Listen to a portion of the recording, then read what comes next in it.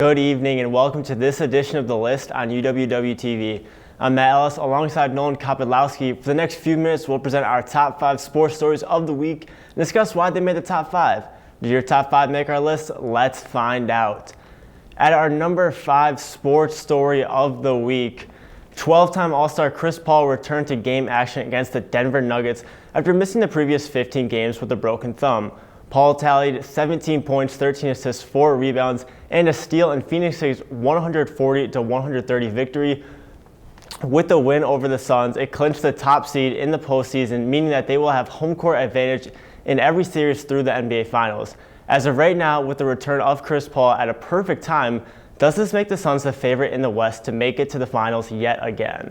I absolutely think the Suns are the favorite to win the West. And the Suns, I don't think, are going to have much competition. And number 2, you got a very young Grizzlies team that is performing really well without Ja Morant, but I just think that their inexperience holds them back. You got a Warriors team with Steph Curry hurt that I'm not really convinced about. And the Jazz and the Nuggets, all those other competitors, I just don't see them competing with the Suns. I don't see them beating them 4 times in a 7-game series.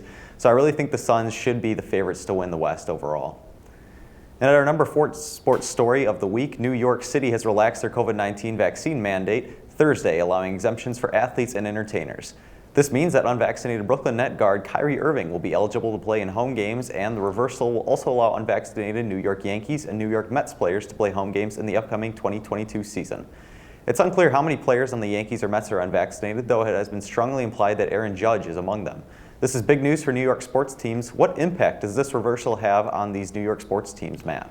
Well, to start off, it's huge for the Nets, right? I mean, this is a team that's had some championship expectations for the past couple of years now, and if they're gonna, get a championship, they're gonna need Kyrie Irving to play almost every single game he can, right? Especially when you consider how prolific Kyrie is and how much of a difference he makes on this Brooklyn Nets team.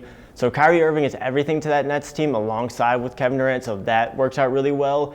And then for the Yankees and Mets, 2 teams that oftentimes maybe don't meet expectations, and those 2 teams are going to need the guys that, are going to have to perform at their best each and every game, every home game. So this is big for New York sports, especially with a lot of teams that probably feel like they're in contention to make a championship run. So now the Mets, the Nets, all those teams, Yankees as well, they can go and make that run and, maybe even do something well in the postseason.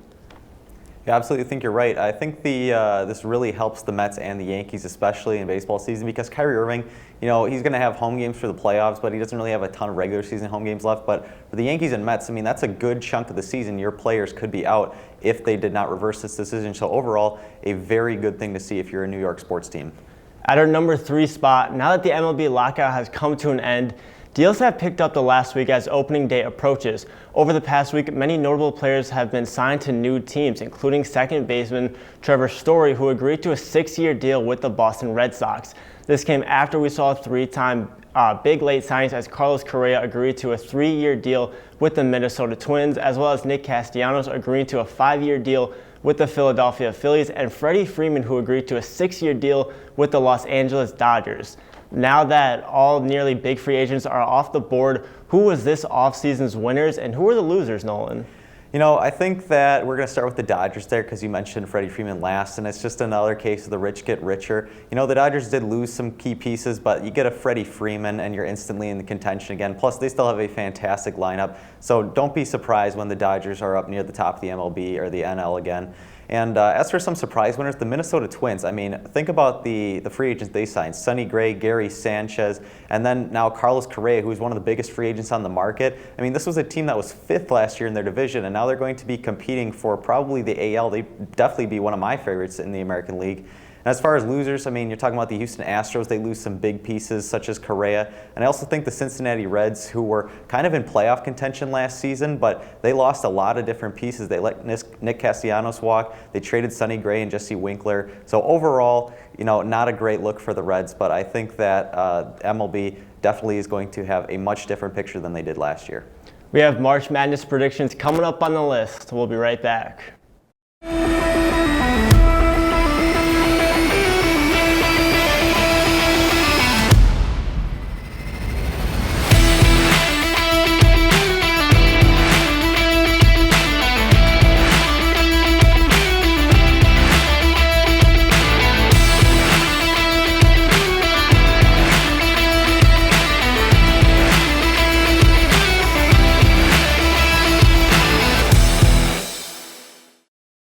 Welcome to Jitters Coffee House. Located on the first floor of the Wells Towers, Jitters is a student-run coffee lounge and offers a variety of coffee and ice cream-based drinks and is home to many entertaining programs, including live music, gamer trivia nights, and other performances. Coordinate your activity by emailing jitters@uww.edu.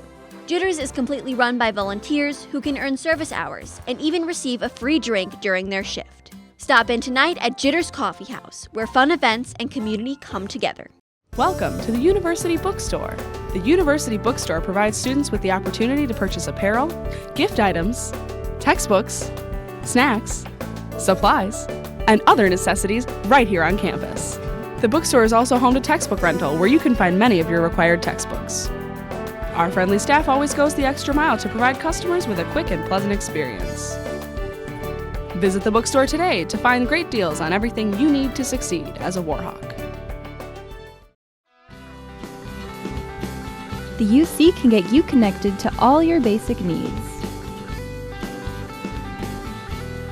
Grab a coffee and a meal. Study by the fireplace. Bowl, play, and relax when you want a break from homework. The UC has much more to offer to Whitewater students. Go to the UC's website to see what's going on this week.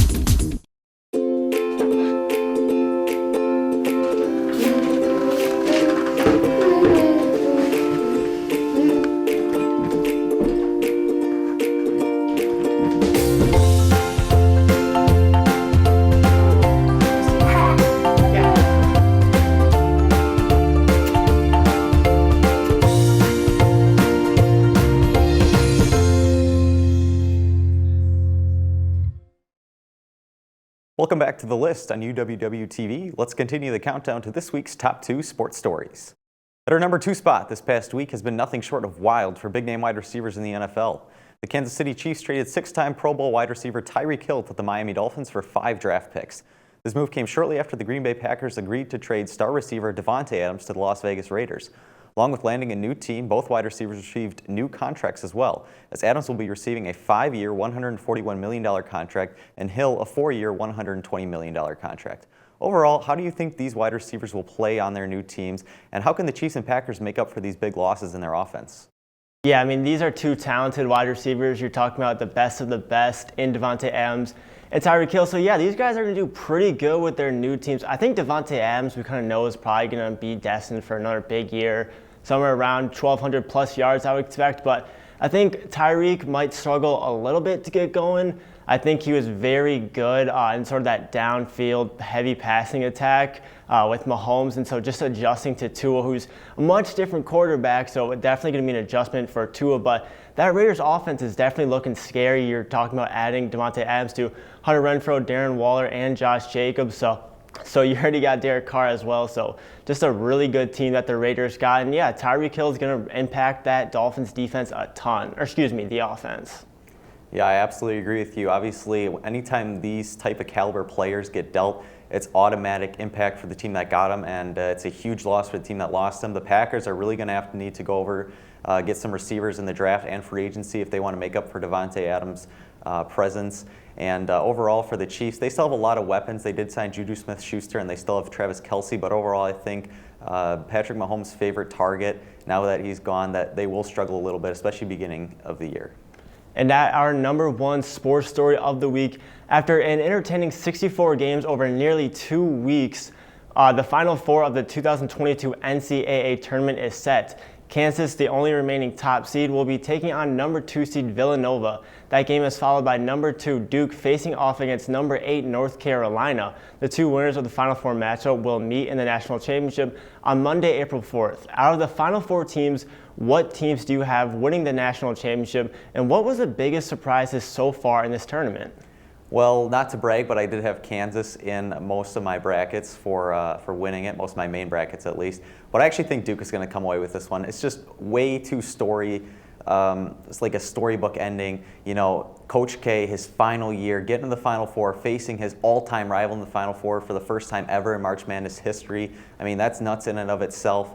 And so I think Duke is going to come away with it. I think they'll win against North Carolina and beat whoever comes out of Kansas, Villanova. Both of them are bound to be great games, and I think that we're going to see a great end of the tournament, fundamentally wise for basketball. And I'll just give a quick shout out to the 15 seed St. Peter's. How about getting to the Elite Eight, the first 15 seed to do that? And before that, the lowest seed to ever get there was a 12 seed, and they only done it twice. So huge props to them for giving us one of the best Cinderella stories pretty much ever in March Madness. And that will do it for this edition of The List. We'll be back next week on UWW-TV to talk about the sports headlines. For Nolan, Zopydlowski, I'm Matt Ellis. See you next week.